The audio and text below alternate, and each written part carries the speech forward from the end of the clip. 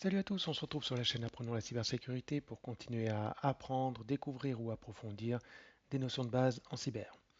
Et aujourd'hui, je vous propose de commencer une petite série sur Python, sur le site qui s'appelle pythonchallenge.com, que je vous invite à tester par vous-même et qui va proposer un certain nombre de petits jeux, un peu comme des CTF, qu'il faudra résoudre. Alors en Python, bien sûr, hein, parce que sinon ce serait de la triche, pour passer au niveau suivant.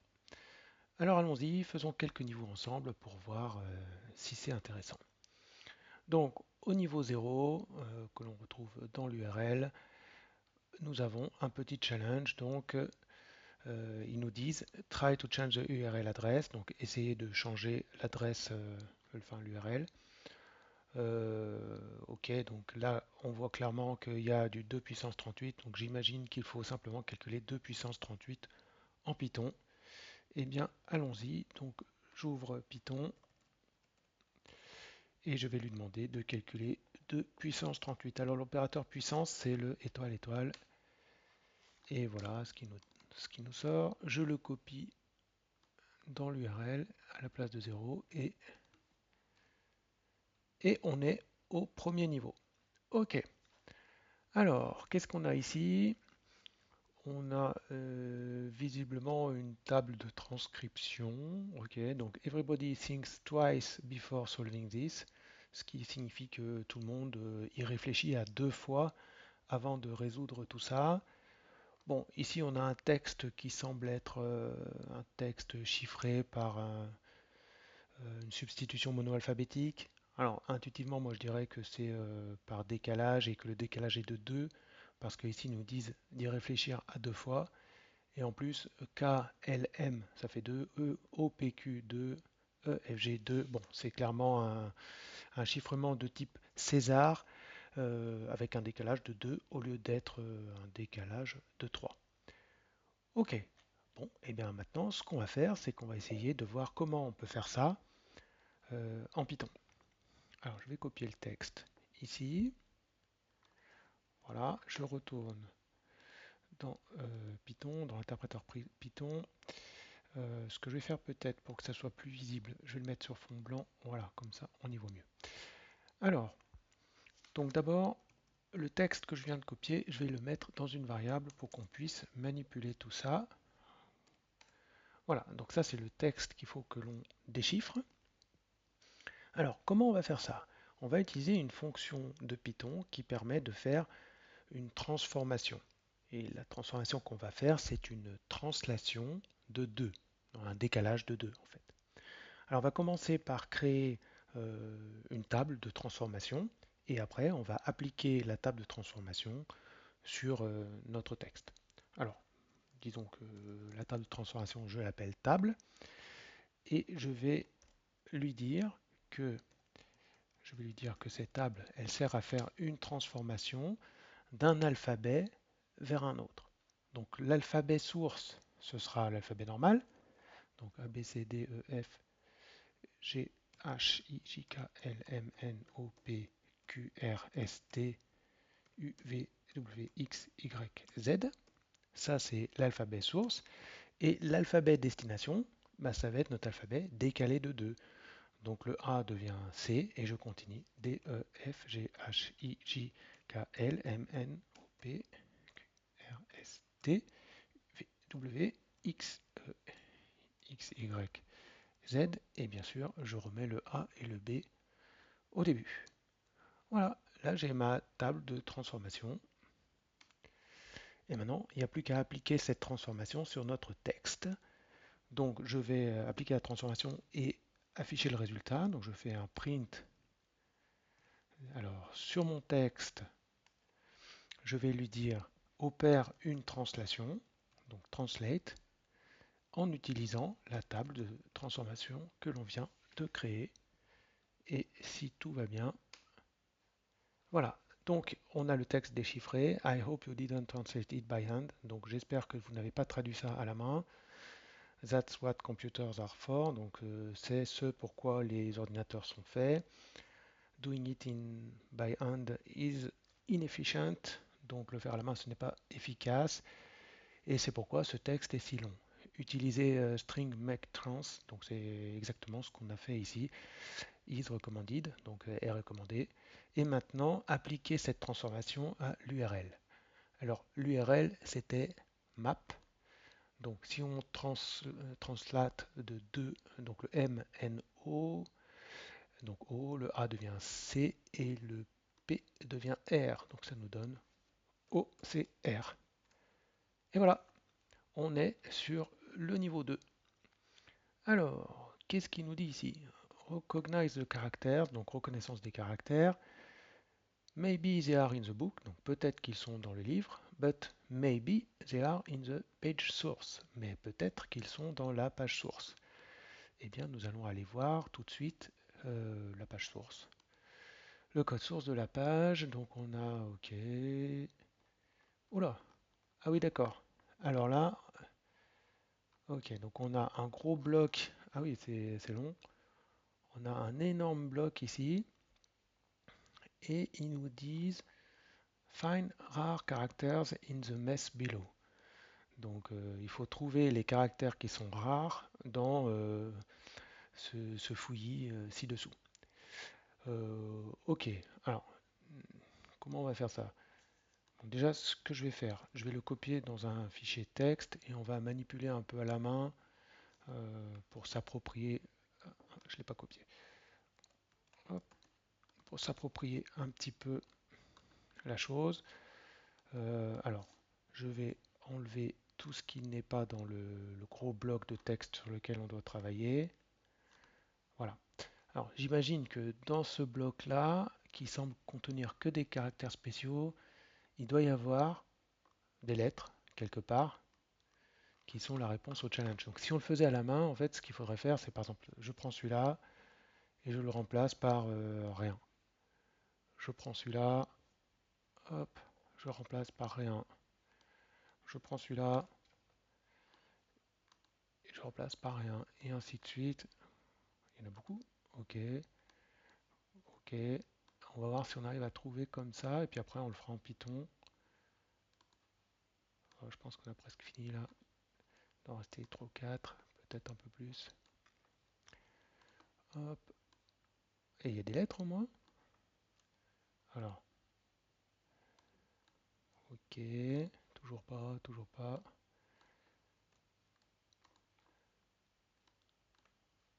Finalement, il y en avait encore beaucoup. Et là, on est, ça y est, on est à la fin. Il en reste, je pense, plus que deux. Remplacer, hop, remplacer. Ah ben voilà, par exemple là, il y a une lettre. Alors, si je remplace les lignes vides par rien, hop là, equality. Très bien. Bon bah on a trouvé, mais par contre là on a un peu triché puisque on n'a pas fait tout ça en Python. Alors oublions la réponse et allons-y pour essayer de faire ça en Python. Alors comment on va faire? Ce qu'on va faire, c'est qu'on va aller chercher déjà ce gros bloc sur le site. Donc pour faire ça, on va utiliser request de URL lib pour aller faire une requête tout simplement, récupérer le code de la page. On aura une petite manipulation pour aller récupérer juste le bloc là dans la page. Puis après, en fait, on va compter les caractères et ceux qui sont rares, eh bien, on va les conserver et les autres, on fera exactement ce que j'ai fait à la main, on les remplacera par rien. Alors, c'est parti. Donc, d'abord, on va importer URL lib, request de URL lib. Je vais lui dire aussi tout de suite que nous sommes en train de faire du Python. Voilà, et je vais le... Alors ça c'était le niveau 2. Ok, très bien. Donc je vais sauvegarder ça dans mon répertoire de travail. Ici, on va l'appeler Python Challenge 2 avec une faute ici. Python Challenge 2. Ok, très bien. Alors ensuite, donc il nous faut l'URL. L'URL de la page, eh bien c'est ceci. Voilà. Ensuite, on va préparer donc notre petite requête comme on l'a déjà fait dans des précédentes vidéos. Donc j'ouvre URL open, voilà, et ensuite je vais récupérer le code HTML de la page, donc c'est page.read. Voilà, donc avec ça, j'ai tout mon code HTML. Sauf que moi, je ne m'intéresse pas à tout. Je m'intéresse juste à ce qu'il y a après le deuxième commentaire. Ok, donc ce qu'on va faire, c'est qu'on va découper, le texte obtenu selon le caractère ouvrant des commentaires HTML. Alors, du coup, notre bloc, le bloc sur lequel on va travailler, ça va être le code. Oui, alors ça, il faut le transformer en string. Ok, donc je prends le code de la page et je vais le découper. Alors, rappelez-vous, pour découper, c'est split. Et on dit selon quelle chaîne on découpe. Donc moi, je vais découper selon la chaîne qui représente le commentaire ouvrant, enfin le tag ouvrant des commentaires plus exactement en HTML. Alors du coup, si je coupe comme ça, je vais avoir un premier bloc qui sera tout ça. Donc ça, c'est le bloc 0. Je vais avoir le bloc 1 qui sera tout ça. Et je vais avoir le bloc 2 qui sera tout le reste. Et moi, ce qui m'intéresse, c'est le bloc 2. Donc je vais lui dire d'aller prendre le bloc 2. Voilà. Sauf que, attention, parce que rappelez-vous, tout en bas du bloc 2, on a quand même ça là, qui est le tag fermant des commentaires, qui ne m'intéresse pas. Donc ce que je vais faire, c'est que je vais découper ce qui me reste selon le tag fermant et je vais prendre le premier bloc, enfin le bloc d'indice 0. Donc je peux redécouper, cette fois-ci selon le tag fermant. Voilà. Et prendre le 0e élément. Voilà. Alors, ce qu'on va faire, c'est qu'on va tout de suite tester pour vérifier qu'on n'a pas fait n'importe quoi. Alors, je peux quitter ici et je fais Python. Et normalement, je devrais récupérer ce gros bloc-là. Alors, oui, j'ai juste oublié de faire un print. Donc, forcément, ça n'a rien affiché. On recommence. Hop. Ok, donc on a bien notre gros bloc. Est-ce qu'il a bien supprimé le début qui ne nous intéressait pas? Oui. Ok, donc on commence bien par ces caractères-là. Ok, parfait. Bon, on va pouvoir commencer maintenant à essayer d'identifier les caractères qui sont rares. Alors comment on va faire ça? On va construire un petit dictionnaire qui va compter le nombre d'occurrences de chaque caractère dans le bloc et ensuite on ira afficher les caractères qui n'ont qu'un nombre réduit d'occurrences. Alors comment on fait ça? Donc on crée notre petit dictionnaire, par exemple dico, voilà. On va parcourir tous les éléments du bloc. Donc for élément in bloc, par exemple. Qu'est-ce que je vais faire? Si l'élément est déjà dans notre dictionnaire, on va incrémenter son compteur. Et s'il n'y est pas, on va l'ajouter avec un compteur initialisé à 1, tout simplement. Alors, c'est parti, comment on fait ça? Donc, si l'élément est dans le dictionnaire, si on l'a déjà trouvé, si on a déjà initialisé son compteur, alors je vais tout simplement incrémenter son compteur. Et je vais lui dire d'ajouter 1. Voilà. S'il n'est pas dans le dictionnaire, donc c'est la première fois qu'on tombe sur cet élément, dans ce cas-là, on va tout simplement initialiser son compteur à 1 et on va afficher le résultat. Alors c'est parti. Voilà. Donc là, on a des éléments avec beaucoup de caractères, ok, très bien, et certains qui sont effectivement très rares, Q, U, A, L, IT, Equality. Bon, on retrouve ce qu'on avait trouvé à la main tout à l'heure. Donc, ce qu'on va faire juste maintenant, c'est qu'on va, en Python, on va programmer tout ça pour récupérer ceux qui ont un nombre d'occurrences faible. Donc, on va parcourir notre dictionnaire. Donc, pour chaque caractère dans le dictionnaire, on va vérifier si euh, le caractère apparaît un nombre important de fois. Donc par exemple, s'il apparaît plus de deux ou trois fois, enfin on avait vu c'est soit un, soit plein de fois, mais disons que s'il apparaît plus de deux fois, eh bien dans bloc, je vais le remplacer par rien du tout, comme ce qu'on avait fait manuellement. Donc je fais un bloc.replace. Qu'est-ce que je vais remplacer? Donc je remplace le caractère par rien. Et normalement, quand on affiche le bloc, on devrait avoir le résultat. Allons-y.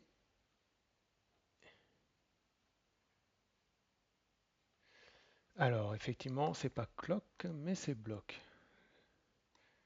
Sinon, ça va pas marcher. Petite faute de frappe. On relance. Equality. Et voilà. Donc, on n'a plus qu'à essayer ça pour atteindre le niveau suivant. Voilà. Alors, le niveau suivant. One small letter surrounded exactly by three big bodyguards on each of its sides. Alors, ça veut dire une petite lettre, donc une lettre minuscule, entourée exactement par trois big bodyguards, donc trois grands gardes du corps, donc j'imagine trois lettres majuscules sur chacun de ses côtés. Donc c'est là, ça doit être symbolisé par la petite bougie, symbolisée par trois plus grosses bougies d'un côté, tout comme de l'autre. Ok, alors j'imagine que comme la dernière fois, ici, on va avoir voilà, un texte énorme. Et là-dedans, il va falloir retrouver les lettres minuscules qui sont entourées exactement par trois majuscules d'un côté et de l'autre. Donc c'est pas deux, c'est pas quatre, c'est exactement trois. Bon, pour faire ça, alors déjà on va procéder comme au niveau précédent pour aller récupérer ce bloc. Et ensuite, on va appliquer une expression régulière de façon à trouver les minuscules exactement encadrés par trois majuscules. Alors c'est parti. Donc ici, ce que je vais faire, c'est qu'on va mettre Python Challenge niveau 3 et on va adapter le code. Alors, l'URL. L'URL, cette fois-ci, c'est celle-là. Voilà. Ensuite, alors, c'est pas view source, hein. Attention. Voilà. Ensuite, donc, qu'est-ce qu'on va faire? On va toujours splitter selon le caractère de début de commentaire. Par contre, cette fois-ci, il n'y a pas. Enfin, c'est directement le premier bloc. Ok, c'est pas le deuxième bloc, c'est le premier. Et puis alors ça reste valable. Bon, le reste après, il faut qu'on l'adapte, donc on va le changer. On va vérifier que déjà on récupère bien le bon bloc complet. Alors, Python Challenge, le numéro 3, c'est parti. Hop, donc bon, visiblement en bas c'est bon, en haut aussi, donc on commence bien ici. Parfait. Alors maintenant, on va appliquer une expression régulière. Pour faire ça, on va utiliser une autre librairie qui s'appelle RE comme Regular Expression. Alors, c'est quoi une expression régulière? C'est en fait un motif, un pattern que l'on va faire matcher, donc correspondre pour parler français, exactement avec notre texte. Donc toute la difficulté, ça va être de définir ce pattern qui va identifier à coup sûr eh bien, une minuscule entourée par exactement 3 majuscules. Alors, comment on fait ça? D'abord, donc, on va avoir notre résultat qui va être le résultat de l'application de la fonction findAll. Find all, c'est-à-dire trouver toutes les occurrences, et RE, c'est notre librairie regular expression. Alors, on va lui passer deux paramètres. On va lui passer d'abord l'expression régulière ici qu'il va falloir appliquer, et bien sûr on va lui passer ce sur quoi il faut appliquer l'expression régulière, c'est-à-dire le bloc. Alors maintenant, comment on définit notre expression régulière? Alors qu'est-ce qu'on cherche? Eh bien nous, on va chercher des lettres minuscules. Donc les lettres minuscules, on va les définir comme ceci, entre A et Z. Mais ça, c'est pas suffisant, parce que si on fait ça, ça va nous donner n'importe quelle série de lettres minuscules, enfin de une lettre minuscule. C'est pas ce qu'on veut. Nous, on veut que ça soit entouré par des lettres majuscules et exactement par 3 lettres majuscules. Donc, il va falloir mettre quelque chose avant et quelque chose après.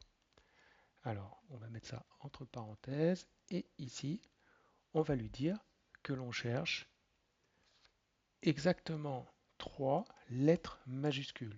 Donc AZ pour dire que c'est des majuscules, 3 entre accolades pour lui dire qu'il en faut exactement 3, décidément. Voilà. Donc ça veut dire exactement 3. Sauf qu'il faut aussi que devant il y en ait exactement 3 pour que ça soit entouré exactement de 3.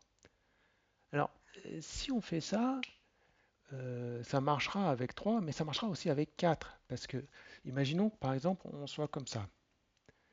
AZERTY, O et voilà. Eh bien là, on va matcher une lettre minuscule au milieu, entourée par 3 des deux côtés. Sauf qu'ils nous ont dit exactement 3, c'est-à-dire pas 4. Donc il faut vérifier que encore avant les 3 lettres majuscules, et encore après, eh bien, il n'y avait pas d'autres lettres majuscules. On n'était pas dans le cas où il y en avait 4, mais exactement 3. Donc il faut qu'on rajoute encore quelque chose ici, et encore quelque chose à la fin. Alors là, le syntaxe, ça ne s'invente pas. Il faut pratiquer un peu les expressions régulières. Euh, on fera peut-être une vidéo dédiée là-dessus. Donc, ça, c'est pour lui dire que devant, il n'y a pas de lettres majuscules. Et du coup, on va faire pareil. On va lui dire ici que il ne faut pas qu'il y ait de lettres majuscules, mais après. Alors, comment on fait ça? On fait l'expression régulière comme ceci. Voilà. Donc c'est un petit peu compliqué. J'espère que je ne me suis pas trompé dans mes expressions régulières. On va voir, on va tester, hein, puis on corrigera s'il y a des erreurs. Ok, donc ça va nous donner, eh ben on va voir ce que ça va nous donner. Alors c'est parti, hop, je lance. Alors évidemment, encore une fois, je n'ai pas affiché le résultat, j'ai affiché le bloc. Donc ça nous donne le bloc, ok, on est content. Affichons le résultat, ça sera plus intéressant. Voilà, donc il nous donne les lettres minuscules qui ont matché dans une liste. Alors, pour que ce soit plus joli, ce qu'on va faire, c'est qu'on va transformer, on va les coller en fait. Donc on va faire un join de ces lettres.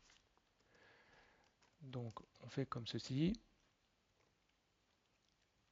Alors ça veut dire que je joins chaque élément de la liste résultante ici, et le séparateur, c'est rien du tout. Du coup, ça va juste les coller.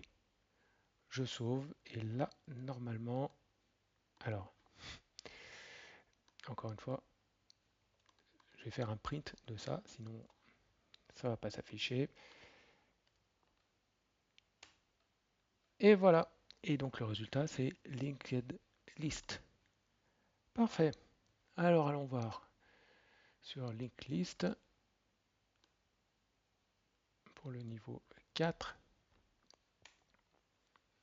Alors, il nous dit d'aller voir linklist.php. Ok, ben allons-y, linklist.php. Voilà.